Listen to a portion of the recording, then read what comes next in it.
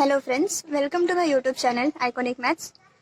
इसके पहले के वीडियो में हमने लिमिट्स के बहुत सारे एग्जांपल्स किए थे, टॉपिक्स भी हम देख लिए थे, मतलब एक्सपोनेंशियल फॉर्म है, लॉगरिथमिक फॉर्म्स है, तो वो सब के बेस पे हमने जो भी लिमिट्स के क्वेश्चंस होते थे वो हमने उसके मेथड सीख लिए थे।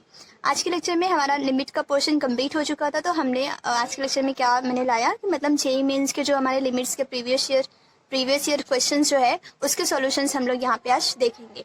ठीक है, उसके पहले मैं आप लोग को एक मतलब छोटा सा कंसेप्ट है, जैसे शॉर्ट ट्रिक बोल सकते हैं हम, कि मतलब अगर हमारे पास, जैसे मैंने लिमिट्स में बताया था आप लोग को कि हमारा क्या हो रहा था कि जैसे limit of x tends to 0 है 1 अगर मैंने कोई साइन x लिया फंक्शन, तो यहाँ पे हमारा क्या हो रहा था कि अगर x का वैल्यू 0 रख दे हम यहाँ पे, तो ये हमारा 0 का केस हो जा रहा था, डिनोमिनेटर में हमारा 0 का केस बन जा रहा था, तो ये हमारा क्या हो जा रहा था, इन्फिनिटी होता था। तो ऐसे टाइम पे हम लोग क्वेश्चंस को क्या करते थे, सॉल्व करने की ज़रूरत पड़ जाती थी, मतलब क्वेश्चंस को किसी तरीके से सॉल्व करते थे, एंड जो टर्म्स की वजह से यहाँ पे x का वैल्यू 0 हो रहा था, हम क्या करते थे, वो टर्म्स को हम मतलब कैंसिल आउट करते थे या फिर उस मेथड से, किसी मेथड से उसको रिड्यूस करते थे। तो हमें अभी क्या करना है कि मतलब उसी का एक छोटा सा शॉर्ट ट्रिक है, आप लोग को देखना है कि हम लोग उसमें क्या करते हैं। ठीक है, तो हम लोग यहाँ पे देख लेते हैं, उसको हम लोग बोलते हैं इनडिटर्मिनेंट फॉर्म, मतलब क्या, जिसको हम लोग इसको इनडिटर्मिनेंट फॉर्म बोलते हैं ना। तो ऐसे हमारे पास बहुत सारे इनडिटर्मिनेंट फॉर्म होते हैं, जैसे हमें आप लोग दिखा दूँ यहाँ पे, तो 0/0 का केस हो गया, इन्फिनिटी/इन्फिनिटी का केस हो गया। ठीक है, यहाँ पे प्लस माइनस दोनों होगा, प्लस माइनस इन्फिनिटी मतलब माइनस अपन माइनस या फिर प्लस अपन प्लस का इन्फिनिटी का केस, या फिर हमारा है दूसरा इन्फिनिटी माइनस इन्फिनिटी का केस हो गया, या फिर 0/इन्फिनिटी है। ठीक है, सॉरी 0/इन्फिनिटी नहीं, 0/इन्फिनिटी नहीं होगा हमारे पास, 0 इंटू इन्फिनिटी है, एंड इसके बाद 0/0 है, ऐसा कोई फॉर्म हो रहा है, या फिर 1/इन्फिनिटी ऐसा कुछ फॉर्म हो रहा है, या फिर इन्फिनिटी/0। ये सारे फॉर्म्स जो हमारे होते हैं, इसको इतना ही, हाँ, इसको छोड़ के बाकी अदर जितने भी फॉर्म होते हैं वो हमारा डिटर्मिनेंट फॉर्म होता है। ठीक है, तो ये सारे जो फॉर्म्स होते हैं वो हमारा इनडिटर्मिनेंट फॉर्म होता है, इनडिटर्मिनेंट फॉर्म्स होते हैं ये सब। ठीक है, तो ये इनडिटर्मिनेंट फॉर्म्स को सॉल्व करने का एक छोटा सा ट्रिक है, उसको हम लोग बोलते हैं एल हॉस्पिटल रूल बोलते हैं, एल हॉस्पिटल्स रूल हम लोग उसको बोलते हैं। ठीक है, तो वो एल हॉस्पिटल रूल क्या कहता है हमें कि जब भी इस तरीके का इनडिटर्मिनेंट फॉर्म होता है तो हर एक चीज़ों के लिए कुछ ना कुछ अलग अलग मेथड है। जैसे मैं ये दोनों चीज़ का आप लोग को बता दूंगी, एग्जाम्स में आप लोग को ज़्यादातर ये एंड ये वाला फॉर्म ही आता है बस। ठीक है, ये वाला फॉर्म एंड ये वाला फॉर्म ज़्यादातर, तो ये दोनों के लिए एक मेथड है, मैं आप लोग को वो मेथड आप लोग को बता दूंगी, तो वो हम लोग देख लेते हैं क्या है। ये आप लोग को नोट डाउन करके लिख लेना है कि ये सारे मेथड्स आप लोग को मतलब एग्जाम्स में काम आते हैं, जेईई मेंस के क्वेश्चंस उसमें बेस पे, उसके बेस पे होता है। ठीक है, जैसे मैंने यहाँ पे आप लोग को कोई क्वेश्चन ले लिया, लिमिट x टेंड्स टू 0 है हमारा, एंड ऊपर हमारे पास ऐसा दिया हुआ है tan of 5x। ठीक है, tan of 5x है, नीचे हमें दिया गया है साइन ऑफ 3x। ठीक है, अब कोई ऐसा क्वेश्चन है, अब इस क्वेश्चन को अगर हम देखें तो इसमें हमें कुछ सॉल्व करना पड़ेगा, लेकिन हमें क्या करना है, हमें वो सब मेथड नहीं देखना है, क्योंकि हमें सिंपल वे में, इजी वे में, कम टाइम में हमें क्वेश्चंस को सॉल्व करना है।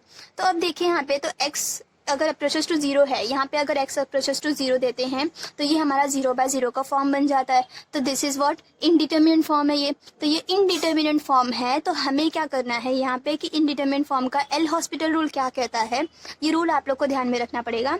एल हॉस्पिटल रूल क्या कहता है कि जब भी ये 0/0 का या फिर इन्फिनिटी का केस बन रहा है, या फिर 0/इन्फिनिटी का हो रहा है, ठीक है, तो उस टाइम पे क्या करने का हमें कि यहाँ पे जो ऊपर वाला टर्म है उसका डेरिवेटिव, उसके बाद जो नीचे वाला टर्म है उसका डेरिवेटिव, दोनों का डेरिवेटिव ले लेंगे।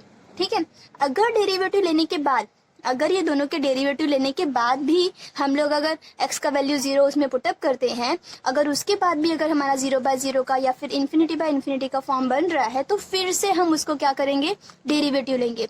ठीक है, मतलब ऐसे करते करते जब तक वो हमारा ऐसा फॉर्म ना बने, जब तक ऐसा फॉर्म ना बने तब तक हमें उसको क्या करना है, वो एल हॉस्पिटल रूल के थ्रू उसका डेरिवेटिव लेते रहना है। ठीक है, तो हम लोग अभी यहाँ पे देख ले, तो यहाँ पे हम लोग यहाँ पे देखें तो हमें क्या करना है, यहाँ पे डेरिवेटिव लेना है, तो डेरिवेटिव लेंगे तो क्या हो जाएगा, 10 का डेरिवेटिव क्या होता है, sec² 5x होगा, इनटू यहाँ पे 5x का डेरिवेटिव होगा 5, डिवाइडेड बाय sin x का डेरिवेटिव होता है cos 3x, इनटू 3x का डेरिवेटिव क्या हो जाएगा 3। अब अगर हम ध्यान से देखें तो ये 5/3 तो कांस्टेंट है, तो लिमिट के बाहर आ जाएगा, मल्टीप्लाई बाय यहाँ पे अगर हम लोग देखें लिमिट x अप्रोचेस टू 0 है, sec raise to sec square 5x whole divided by cos of 3x। अगर हम यहाँ पे अगर हम लोग पुटअप करते हैं x का वैल्यू 0, तो अब अगर हम लोग यहाँ पे 0 ले तो सेक 0, सेक किसका अपोजिट होता है, कॉस का अपोजिट होता है। तो कॉस 0 का वैल्यू क्या होता है हमारा 1, और 1 का अपोजिट क्या हो जाएगा हमारा 1 ही होता है। तो इसका मतलब ये हमारा हो जाएगा 1 का स्क्वायर डिवाइडेड बाय, यहाँ पे भी अगर देखें तो कॉस 0 क्या हो जाएगा 1, तो ये 1 हो जाएगा। तो इसका आंसर हमारे पास आ जाएगा 5/3। तो इस तरीके के क्वेश्चन हम लोग ऐसे एल हॉस्पिटल रूल से सॉल्व करते। ठीक है फ्रेंड्स, तो ऐसे जितने भी क्वेश्चंस आएंगे आप लोग का ऐसे 0/0 का केस बने या फिर इन्फिनिटी का केस बन जाए, तो उस टाइम पे हमें यही करना है, मेथड फॉलो करना है। बाय चांस अगर देखो, अगर हमने यहाँ पे डेरिवेटिव लिए एंड यहाँ पे अगर हम चेक करते हैं कि x अप्रोचेस टू अगर 0 है, यहाँ पे भी बन रहा है 0, ठीक है, तो यहाँ पे भी बन रहा है, तो उस टाइम पे हमें फिर से इसका भी डेरिवेटिव लेना पड़ता एंड फिर से इसका भी डेरिवेटिव लेना पड़ता। ठीक है, उसके बाद हम लोग चेक करते हैं, फिर से वैल्यू पुटअप करते हैं। मतलब यही मेथड आप लोग को 1 बाय 1 जब तक ये 0। अब देखो यहाँ पे मैंने क्या किया, वैल्यू पुटअप कर दिया। क्यों? क्योंकि यहाँ पे अगर वैल्यू पुटअप कर रहे थे तो ये 0/0 नहीं बन रहा था, इसलिए हमने क्या किया कि यहाँ पे वैल्यू पुटअप करके इसका आंसर जो आ रहा था हमने वो देख लिया। ठीक है, तो ऐसे टाइप के क्वेश्चंस हमें ऐसे ही करना है, एल हॉस्पिटल रूल्स अप्लाई करना है, शॉर्ट ट्रिक है। नहीं तो इसको अलग, अगर जिस मेथड से हमने रैशनलाइजेशन मेथड सीखा है, e⁻x का एक्सपोनेंशियल पावर सीखा है, ठीक है, तो वो सबसे अगर इसको करने लग जाएंगे तो हमारे क्वेश्चंस और भी डिफिकल्ट हो जाएंगे, थोड़े से हार्ड हो जाएंगे, लेंदी हो जाएगा। तो ऐसा शॉर्ट ट्रिक्स के थ्रू आप लोग कर सकते हैं। ठीक है फ्रेंड्स, तो अब हम लोग देखते हैं, मतलब ये मैंने आप लोग को थोड़ा सा बेसिक बता दिया क्या है एल हॉस्पिटल रूल, क्या होता है, एग्जाम्स में उस टाइप के क्वेश्चंस पूछे जाते हैं। अब हम लोग देखेंगे previous year questions of JEE mains. ठीक है, तो हम लोग देख लेते हैं। यहाँ पे फर्स्ट क्वेश्चन मैं यहाँ पे ले लेती हूँ। फर्स्ट क्वेश्चन हमारा है limit y approaches to 0 and यहाँ पे आप लोग को ध्यान से देखना पड़ेगा, स्क्वायर रूट दिया हुआ है 1 plus root of 1 plus y⁴ whole divided by y⁴ minus √2। ये हमें क्वेश्चन दिया गया है। अब हमें क्या करना है, इस लिमिट्स का वैल्यू फाइंड आउट करना है। ठीक है, अब ये लिमिट का वैल्यू फाइंड आउट करना है। अब हम क्या करेंगे, मैंने बताया था आप लोग को रैशनलाइजेशन मेथड में क्या होता है कि यहाँ पे हमें क्या करना होता है कि अगर रैशनलाइजेशन मेथड है तो हमें क्या करना है। अब देखो ये भी हमारा 0/0 का केस बन रहा है, हो सके देखे तो 0/0 का केस बन जाएगा। तो अगर हम यहाँ पे देखें तो यहाँ पे भी हम लोग एल हॉस्पिटल रूल अप्लाई कर सकते हैं, बट आप लोग को पता है कि ये रूट है, तो रूट में एल हॉस्पिटल रूल अगर इसका डेरिवेटिव लेंगे तो रूट का डेरिवेटिव एंड उसके अंदर फिर से एक रूट है, तो थोड़ा सा वो भी थोड़ा लेंदी हो जाएगा। ठीक है, तो हम लोग इसको रैशनलाइजेशन मेथड से अगर ध्यान से देखें तो ये इजीली सॉल्व हो सकता है। तो हम क्या करेंगे, इसको रैशनलाइज कर लेंगे, तो ये हो जाएगा 1 plus root of 1 plus y⁴ minus, यहाँ पे प्लस हो जाएगा क्योंकि रैशनलाइज करने के टाइम पे अपोजिट साइन से करते हैं, 1 plus root of 1 plus y⁴ plus √2। अब यहाँ पे अगर हम देखें तो यहाँ पे ये ऊपर वाला टर्म रैशनलाइज करने के बाद हमेशा ही हमारा a minus B and a plus B का फॉर्म बन जाता है। तो a minus B and a plus B का फॉर्मूला क्या होता है, a square minus B square. तो ये a स्क्वायर है, इसका स्क्वायर करेंगे तो यहाँ पे स्क्वायर रूट है ना, तो ये स्क्वायर रूट एंड वो स्क्वायर कैंसिल आउट हो जाएगा, तो बचेगा सिर्फ इतना पार्ट, ये लिमिट y अप्रोचेस टू 0, सिर्फ इतना पार्ट बचेगा। तो 1 plus square root of 1 plus y⁴ minus यहाँ पे क्या हो जाएगा, √2 है, इसका स्क्वायर करेंगे तो 2 स्क्वायर रूट कैंसिल आउट हो जाएगा, तो हो जाएगा 2 होल डिवाइडेड बाय, यहाँ पे देखें तो यहाँ पे हो जाएगा y⁴ एंड यहाँ पे बन जाएगा हमारा ये पूरा का पूरा आ जाएगा। तो मैं क्या करूँगी, यहाँ पे इस पूरे टर्म का लिमिट यहाँ पे ले लेते। क्यों? क्योंकि यहाँ पे अगर हम ध्यान से देखें तो यहाँ पे अगर लिमिट पुटअप कर दे हम तो हमारा 0/0 का केस नहीं बनेगा। यहाँ पे देखो y का वैल्यू अगर 0 रख दे तो ये 0 नहीं बन रहा है, तो हम यहाँ पे वैल्यू पुटअप करके आंसर निकाल सकते। तो यहाँ पे अगर वैल्यू पुटअप करके आंसर निकालेंगे तो ये हमारा बन जाएगा ये 1 प्लस यहाँ पे 0 रख देंगे तो ये हो जाएगा 1, यहाँ पे प्लस √2 हो जाएगा। ठीक है, यहाँ पे अगर हम देखें तो ये 1 माइनस 2 कितना हो जाएगा, -1, तो square root of 1 plus y⁴ minus 1 divided by y⁴ होगा। यहाँ पे लिमिट y अप्रोचेस टू 0। ठीक है, तो अब अगर हम इसको सॉल्व कर लेंगे तो ये हमारा बन जाएगा 1 ये √2 होगा, ये भी √2 है तो 2√2 हो जाएगा। एंड यहाँ पे हम लोग देखें तो अब फिर से देखो यहाँ पे स्क्वायर रूट आ रहा है, तो फिर से हमें यहाँ पे एक बार और रैशनलाइज करने की जरूरत पड़ जाएगी। तो हम लोग क्या करेंगे, यहाँ पे फिर से इसको रैशनलाइज कर लेंगे, तो limit y approaches to 0 root of 1 plus y⁴ minus 1 whole divided by क्या है, y⁴ है। तो फिर से इसको रचना, और यहाँ पे जो 1/2 रूट है उसको हम लोग यहाँ पे लिख लेते हैं, ठीक है। तो यहाँ पे हमारे पास हो जाएगा, इसको रैशनलाइज करेंगे तो √1 + y⁴ plus 1 divided bye 1 + y⁴ plus 1। अब हम लोग इसको रैशनलाइज कर लेंगे तो हमारा हो जाएगा, यहाँ पे फिर से a - b का फॉर्मूला बन जाएगा। तो ये हो गया लिमिट y⁴, यहाँ पे क्या हो जाएगा a², तो a² तो स्क्वायर रूट कैंसिल हो जाएगा, तो 1 + y⁴ माइनस b² मतलब 1 का स्क्वायर क्या होता है, 1 ही होता है, डिवाइडेड बाय y⁴, यहाँ पे अंडर रूट में 1 + y⁴ प्लस, यहाँ पे अंडर रूट नहीं है, प्लस 1 इतना ही है, ठीक है। तो अभी हमारे पास आ जाएगा 2√2 मल्टीप्लाई बाय, यहाँ पे +1 - 1 कैंसिल, ये y⁴ कैंसिल। यहाँ पे हमें रीजन देना पड़ता है, सिंस y अप्रोचेस टू 0 तो y⁴ भी अप्रोचेस टू 0 होगा, therefore y⁴ not equal to 0। ये रीजन देना पड़ता है, बट ये हम कब करते हैं, जब हमें HSC का पेपर देना होता है उसमें लिखते हैं, तो ऐसा मेथड हमें फॉलो करना पड़ता है। बट यहाँ पे JEE मेंस में आप लोग को ये सब लिखने की जरूरत नहीं है, शॉर्ट में अपने जितना सिंप्लीफाई करके आप लोग आंसर निकाल सके बस उतना कर रहे हैं। यहाँ पे अगर हम लोग अब यहाँ पे देखो, यही टर्म्स की वजह से, ये जो y⁴ था ना, उसी टर्म की वजह से हमारा पूरा 0/0 बन रहा था, तो उसको हमने अब क्या किया, कैंसिल कर दिए। अब हमारे पास अगर y का वैल्यू 0 रखते हैं हम यहाँ पे, तो हमारा बन जाएगा √1 + 1, बट √1 क्या होता है, 1 ही होता है, तो 1/2√2 है, मल्टीप्लाई बाय 2 हो जाएगा, तो 1/4√2 ये आ जाएगा हमारा इसका आंसर, ठीक है। देखो क्वेश्चन इजी होता है, हमें JEE मेंस के क्वेश्चन जो होते हैं ना वो इजी ही होते हैं, ज़्यादा हार्ड नहीं होता, बट हमें क्या करना होता है कि जो हमने बेसिक पढ़ा है वो सारा का सारा बेसिक हमें उसमें कैसे भी करके अप्लाई करना होता है, देखना होता है कि क्वेश्चन कैसे इजीली सॉल्व हो सकता है, ठीक है। बाकी अगर आप लोग को बेसिक आता है तो आप लोग JEE मेंस के क्वेश्चन भी आराम से कर सकते हैं। तो अब हम लोग दूसरा क्वेश्चन देख लेते हैं। एक क्वेश्चन है हमारे पास, उसमें भी हमें लिमिट से निकालना है। मैंने लिमिट्स के जो भी 2-3 साल के पेपर जो थे उसके लिमिट्स का क्वेश्चन मैंने आप लोग को लिए हैं। x अप्रोचेस टू 0 माइनस है, ठीक है, लेफ्ट हैंड लिमिट है। यहाँ पे लेफ्ट हैंड लिमिट क्या होता है, राइट हैंड लिमिट क्या होता है, मैंने आप लोग को बता दिया है। तो ये है हम लोग का लेफ्ट हैंड लिमिट, एंड यहाँ पे हमें क्वेश्चन में दिया गया x, ब्रैकेट में है हमारा ये टर्म है। अब मैं इसको बताती हूँ आप लोग का ये टर्म है क्या, ये मॉड ऑफ x है, यहाँ पे है साइन ऑफ, यहाँ पे square bracket divided by mod of x। अब देखो ये है ना, ये जो हमारा ये टर्म होता है स्क्वायर ब्रैकेट ना, स्क्वायर ब्रैकेट जो होता है इसको हम बोलते हैं ग्रेटेस्ट इंटीजर फंक्शन, ठीक है, ग्रेटेस्ट इंटीजर फंक्शन बोलते हैं इसे, ग्रेटेस्ट इंटीजर फंक्शन बोलते हैं, ओके। एंड ये हमारा होता है फ्लोर फंक्शन होता है, इसको हम लोग लोएस्ट इंटीजर फंक्शन बोलते हैं, देखिए, ठीक है, लोएस्ट नहीं लीस्ट इंटीजर फंक्शन बोलते हैं। अब देखो दोनों का मतलब क्या होता है, अगर कोई भी वैल्यू मेरा यहाँ पे इस फंक्शन के अंदर अगर मैं यहाँ पे लिखूँ 0.1, ठीक है, 0.1, तो ये नाम तो भले ही ग्रेटेस्ट इंटीजर फंक्शन है बट ये काम छोटे का करता है, नाम भले ही बड़ा है लेकिन काम छोटे का करता है। मतलब क्या होगा कि अगर कोई वैल्यू ऐसा ग्रेटेस्ट इंटीजर फंक्शन के अंदर 0.1 लिखा गया है, तो हम लोग अगर नंबर लाइन देखें तो यहाँ पे 0 होता है, यहाँ पे 1 होता है, यहाँ पे -1 होता है, तो 0.1 कहाँ पे होगा हमारा, यहाँ पे समथिंग होगा, ठीक है।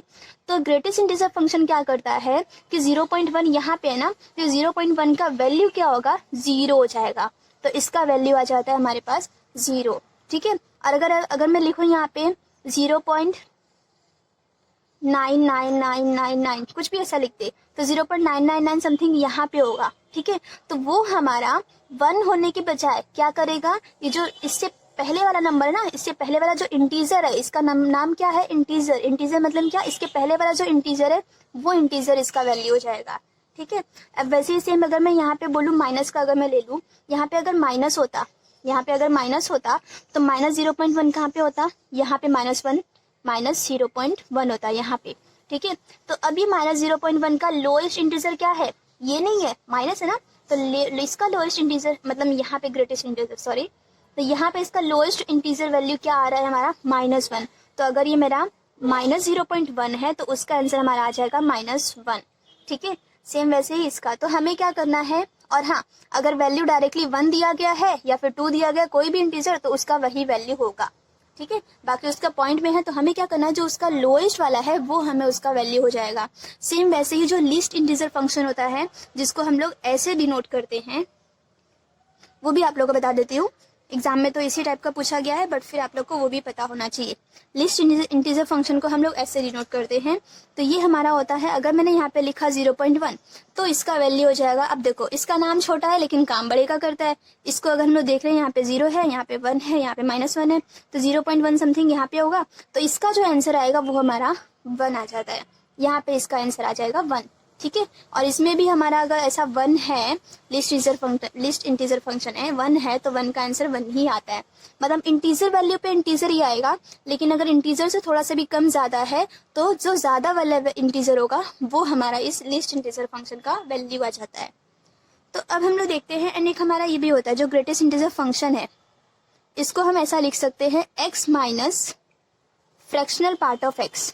ये हमारा एक फॉर्मूला है, आप लोग नोट डाउन कर सकते हैं कि ग्रेटेस्ट इंटीजर फंक्शन को हम लोग x माइनस फ्रैक्शनल पार्ट, इसको फ्रैक्शनल पार्ट बोलते हैं हम लोग, फ्रैक्शनल पार्ट होता है, ठीक है। इसके ऊपर कुछ क्वेश्चंस नहीं पूछा गया है, बट आप लोग को मैंने बता दिया फॉर्मूला क्या होता है। तो यहाँ पे हम लोग देख लेते हैं, यहाँ पे देखो अब क्वेश्चन में क्या बोला गया है, यहाँ पे हमारा लेफ्ट हैंड लिमिट है। तो लेफ्ट हैंड लिमिट लेने के टाइम पे ये जो मॉड x होता है वो मॉड x का वैल्यू -x हो जाता है। ये जो मॉड होता है ना, मॉड हम डिफाइन कैसे करते हैं, mod is equal to -x होगा and that is equal to x भी होगा। लेकिन दोनों के लिए केस है कि अगर x लेस देन 0 होगा तो -x, x ग्रेटर देन 0 होगा तो +x। मतलब मॉड का वैल्यू माइनस में भी आता है, प्लस में भी आता है। माइनस कब आएगा, जब वो लेस देन 0 होगा। प्लस में कब आएगा, जब ग्रेटर देन 0 होगा। तो यहाँ पे x अप्रोचेस टू माइनस है 0, मतलब लेस देन 0 की बात कर रहा है। तो मॉड x का वैल्यू क्या आएगा, -x आएगा। तो इसलिए हम लोग यहाँ पे क्या ले लेते हैं, limit x tends to 0 minus, यहाँ पे क्या हो जाएगा हमारे पास, यहाँ पे x को ऐसे लिखे हम लोग, ठीक है। यहाँ पे जो ग्रेटेस्ट इंटीजर फंक्शन है उसको हमने ऐसे ही लिखा, प्लस अब देखो यहाँ पे क्या हो जाएगा, मॉड x का वैल्यू -x हो जाएगा, ठीक है। और यहाँ पे साइन ऑफ क्या है, ग्रेटेस्ट इंटीजर फंक्शन है, डिवाइडेड बाय यहाँ पे भी क्या हो जाएगा, -x हो जाएगा। अब हम क्या करते हैं, ये जो 0 है दिया वैल्यू, वो 0 को हम लोग यहाँ पे पुट अप कर देंगे, ठीक है। अब देखो क्या हो जाएगा हमारा, limit of x approaches to 0 minus, ठीक है। 0 माइनस मतलब क्या हो रहा है, वो लेफ्ट हैंड साइड से अप्रोच हो रहा है 0 की तरफ, ठीक है। तब देखो यहाँ पे ये 0 है, यहाँ पे -1 है, ठीक। अब देखो ध्यान से आप लोग देखना, यहाँ से अगर हम लोग करें तो इसको कैंसिल आउट कर सकते, तो हमारे पास बचेगा क्या, सिर्फ मॉड x -x, यहाँ पे साइन ऑफ ये x है, ठीक है। यहाँ पे पूरा नीचे -1 है। तो अब हम लोग यहाँ पे क्या देख रहे थे कि ये जो हमारा ग्रेटेस्ट इंटीजर फंक्शन है, अब देखो ये 0 लेफ्ट हैंड साइड से यहाँ से अप्रोच हो रहा है, ठीक है, यहाँ से अप्रोच हो रहा है। अब अगर हम लोग यहाँ पे 0 पुटअप करते हैं, तो जब 0 पुटअप करेंगे तो देखो 0 हुआ नहीं है ना, 0 पुट कर रहे हैं हम लोग, बस 0 हुआ नहीं है, मतलब समथिंग वो 0 बना नहीं है, उसके पहले का कुछ नंबर है, उसके पहले का कुछ नंबर है। तो ये जो ग्रेटेस्ट इंटीजर फंक्शन है वो क्या कहता है कि वो नंबर जो है, तो इसका वैल्यू अगर हम लोग यहाँ पे 0 रखते हैं तो हमारा समथिंग उसके पहले वाला नंबर, ये वाला इंटीजर हमारा इसका वैल्यू देगा। क्योंकि देखो अगर एग्जैक्ट अगर ये 0 हो जाता तो इसका आंसर 0 ही होता, बट ये एग्जैक्ट 0 है नहीं ना, यहाँ पे बोला गया अप्रोचेस टू 0 है, 0 को अप्रोच हो रहा है, 0 बना नहीं है। तो इसीलिए यहाँ पे जब ग्रेटेस्ट इंटीजर फंक्शन में हम लोग यहाँ पे जब वैल्यू 0 पुटअप करेंगे तो वो हमारा पहले वाला मतलब -1 का वैल्यू ले लेगा। तो यहाँ पे जब वैल्यू पुट करते हैं तो यहाँ पे -1 हो जाएगा, माइनस यहाँ पे x का वैल्यू 0 रख सकते हैं तो x का वैल्यू 0 हो जाएगा यहाँ पे, और यहाँ पे साइन ऑफ क्या हो जाएगा, -1 हो जाएगा, ठीक है। होल डिवाइडेड बाय यहाँ पे क्या है, -1। अब अगर हम लोग देख ले इसको, बस अभी हमें सिंप्लीफाई कर देना है। तो सिंप्लीफाई अगर हम करेंगे तो यहाँ पे क्या हो जाएगा, माइनस का ये माइनस है, ये माइनस है, तो दोनों कैंसिल आउट हो जाएगा, तो सिर्फ माइनस साइन ऑफ -1 बचेगा। एंड साइन ऑफ -1 मतलब क्या है, sine of minus of sine 1। तो ये हमारा इसका आंसर आ जाता है क्या, -sin1, ठीक है। देखो क्वेश्चन इजी था, बट हमें जो बेसिक कंसेप्ट है ग्रेटेस्ट इंटीजर फंक्शन क्या होता है, मॉड फंक्शन कैसे वैल्यूज देता है, एंड फिर लीस्ट इंटीजर फंक्शन क्या होता है, वो सब चीज़ें आप लोग को पता होनी चाहिए, ठीक है। हम लोग अभी नेक्स्ट देखते हैं, एक और क्वेश्चन है हमारे पास, थोड़ा सा अलग है, क्वेश्चन नंबर 3। थोड़ा सा ये डिफरेंट है, मतलब डिफरेंट नहीं है, देखो क्वेश्चन देखो क्या है, if limit of x tends to 1 दिया हुआ है, ठीक है, x टेंड्स टू 1 दिया गया लिमिट हमारे पास, एंड यहाँ पे बोला गया है x plus x² plus x³ plus dot dot dot x⁻n minus n whole divided by यहाँ पे दिया गया x-1 and that is equal to हमारा 820 बोला गया है। एंड यहाँ पे एक और चीज़ दिया गया है कि n belongs to n natural number है, ठीक है, n belongs to natural number है। And find the value of n, n की वैल्यू हमें यहाँ पे इस क्वेश्चन में फाइंड आउट करना है। ठीक है, अब देखो n की वैल्यू फाइंड आउट करना है तो हम क्या करेंगे, यहाँ पे लिमिट अप्लाई करना है। ठीक है, यहाँ पे इक्वल टू कुछ टर्म्स दिया हुआ है हमें, तो यहाँ पे हमें क्या करना है, बस लिमिट अप्लाई करना है कैसे भी करके। अब देखो क्या करेंगे हम, यहाँ पे देखो ये जो इतना टर्म दिख रहा है ना, ये टर्म्स को अगर हम देखें तो ये पूरा टर्म हमारा जीपी सीक्वेंस बन रहा है। जीपी सीक्वेंस का समेशन, ये पूरा देखो जीपी सीक्वेंस बन रहा है, क्योंकि एक्स स्क्वायर अपन एक्स का रेशियो हमारा हर जगह 1 आ रहा है, एक्स क्यूब अपन एक्स स्क्वायर हमारा 1 आ रहा है, मतलब रेशियो सेम आ रहा है। तो इसका मतलब ये हमारा जीपी सीक्वेंस बन रहा है। तो जीपी सीक्वेंस का समेशन क्या होता है हमारा, ये होता है फर्स्ट टर्म ए, यहाँ पे हो जाएगा हमारा क्या, इसका समेशन हो जाएगा हमारे पास, हो जाता है हमारा x⁻n-1 अपॉन ये हो जाता है x-1। ठीक है, ये हमारा जीपी सीक्वेंस का हो जाता है। ये कब होता है, जब x ग्रेटर देन 1 है तो। ठीक है, तो हम लोग देख लेते हैं अभी इसमें क्या हो जाएगा, बस हमें फॉर्मूला अप्लाई करना है यहाँ पे। ठीक, तो हम यहाँ पे देख लेते हैं, तो यहाँ पे लिमिट x अप्रोचेस टू 1 है, तो ये पूरे के प्लेस पे हम लोग लिखेंगे क्या, x⁻n-1 whole divided by x-1 minus n whole divided by x-1। ठीक है, यही हमारे पास आ गया, and that is equal to 820 हमें गिवन है। अब देखो यहाँ पे क्रॉस मल्टीप्लाई हम लोग कर सकते हैं, तो क्रॉस मल्टीप्लाई करेंगे एंड इसका भी मल्टीप्लाई कर दो, तो x⁻n+1 माइनस x माइनस यहाँ पे nx होगा प्लस n हो जाएगा होल डिवाइडेड बाय, इसको क्रॉस मल्टीप्लाई करेंगे तो x-1 आएगा, डिनोमिनेटर में x-1 भी है तो x-1 दी होल स्क्वायर हो जाएगा, 820 बन जाएगा। ठीक है, अब देखो इसके बाद हमें क्या करना है, यहाँ पे लिमिट है x अप्रोचेस टू 1 है।